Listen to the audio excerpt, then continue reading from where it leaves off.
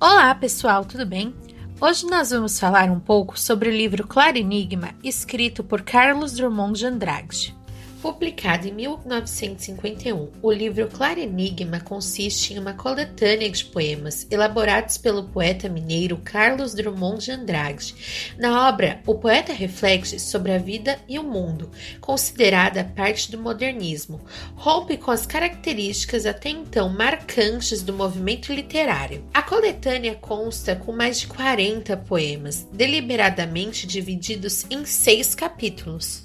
Nascido em 31 de outubro de 1902, Carlos Drummond de Andrade é mineiro. Em 1921, publicou seus primeiros trabalhos no Diário de Minas, onde viria a trabalhar como redator. Também foi redator em outros jornais. Publicou seu primeiro livro, Alguma Poesia, em 1930. Era uma coletânea de poemas, assim como outras que publicaria no futuro. Participante do movimento modernista, trouxe o auge do teor social com A Rosa do Povo, coletânea publicada em 1945. Frustrado com a realidade do mundo, começa a escrever Claro Enigma e publica a obra em 1951. Drummond falece aos 84 anos em 1987, no Rio de Janeiro.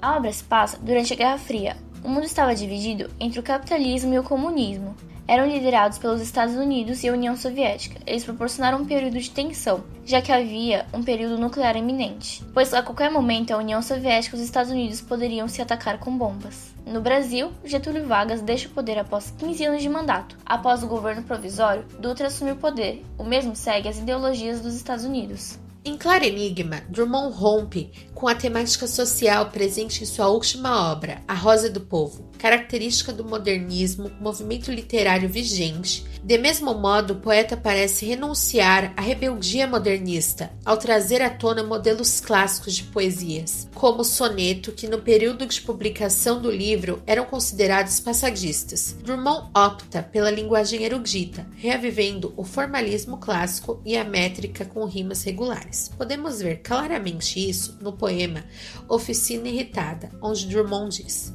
"Eu quero compor um soneto duro, como poeta algum ousara escrever. Eu quero pintar um soneto escuro, seco, abafado, difícil de ler. Quero que meu soneto no futuro não desperte ninguém nenhum prazer, e que seu maligno ar imaturo, ao mesmo tempo, saiba ser, não ser. Esse meu verbo antipático e impuro há de pungir, há de fazer sofrer, tendão de Vênus sob o pedicuro. Ninguém o lembrará, tiro no muro, cão mijando no caos, enquanto Arcturo, claro enigma, se deixa surpreender." A ruptura supracitada é latente no eu lírico, dessa vez de tom ameno, quando comparada a trabalhos anteriores. Por sua vez, além de demonstrarem amadurecimento lírico, os poemas demonstram a maturidade dos ideais do autor. Não é à toa que o livro é de aspecto filosófico. A figura do escurecer é frequente, simboliza maturação e fim. Nas entrelinhas dos versos está notória a visão de mundo do autor. Enquanto poemas de um só capítulo dialogam entre si, os 6 capítulos do livro são independentes, sem conectividade obrigatória, ainda que seja interessante lê-los como foram dispostos. O fenômeno ocorre em razão da diversidade de pautas tratadas na obra, organizadas por campo temático. Tal diversidade também é vista em seus trechos que ora são autobiográficos e ora podem adquirir caráter universal. Lise Raymond Lévy é a epígrafe do livro, citação emprestada do filósofo e poeta francês Paulo Valéry. Pode ser traduzida como "os acontecimentos me entediam". A frase retrata bem o desencanto da realidade, principal tópico da coletânea. A decepção e o aborrecimento com o mundo moderno, todavia, impedem a retirada integral de traços sociais da obra, os quais surgem pincelados pelos versos. O título paradoxal do livro condiz com o produto oferecido, visível numa enorme parcela de seus poemas ricos em contrapontos e antíteses. Juntamente à epígrafe, o conjunto da obra é capaz de exprimir a frustração com a realidade e a tristeza, perante a verdade do contexto histórico. Juntos, os capítulos podem ser assimilados a uma trilha condutora, onde o leitor pode compreender o claro enigma da existência.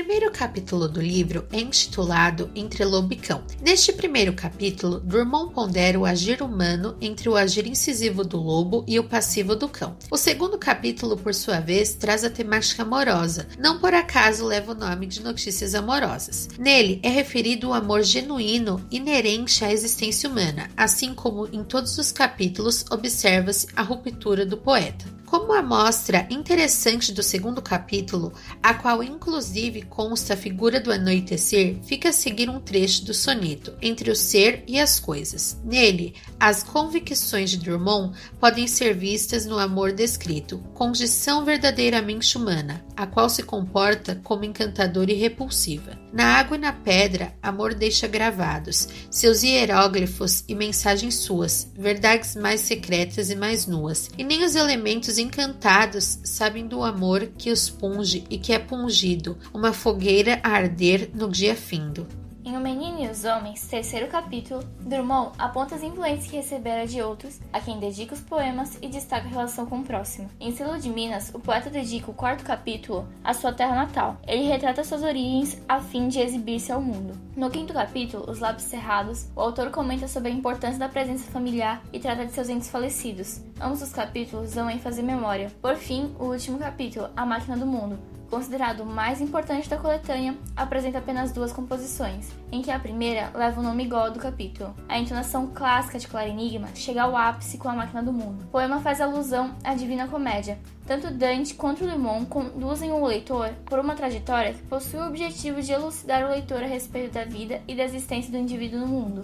Drummond deixa a rima de lado, fator responsável por tornar a leitura vagarosa e intrincada. A Máquina do Mundo é um elemento conhecido do lirismo português. Camões a descreve no último canto de Os Lusíadas, e certamente Drummond tomou a composição camoniana como referência. Na obra de Camões, a Máquina do Mundo é apresentada pela deusa Tétis a Vasco da Gama. O eu lírico do poema, de Drummond, reconhece a Máquina do Mundo, ainda que desacompanhado. Esta, por sua vez, parece ser a solução do claro enigma da existência. Possui caráter de epifania. Contudo, de maneira distinta, o eu lírico se apresenta desinteressado com a proposta. Para o eu lírico, a Máquina do Mundo não possui um caráter fascinante, e ele não demonstra vontade de admirá-la plenamente, ainda que à sua frente. Nos versos de Relógio do Rosário, é possível compreender a postura de Drummond em seu poema anterior. Para o poeta, basta aceitar que a vida em si não possui algum sentido específico. O autor traz em seu texto uma verdade, a de que a vida possui dores e ninguém viverá sem elas. A conclusão do livro deixa um olhar profundo, maduro e realista da vida, a fim de assimilar o claro enigma da existência.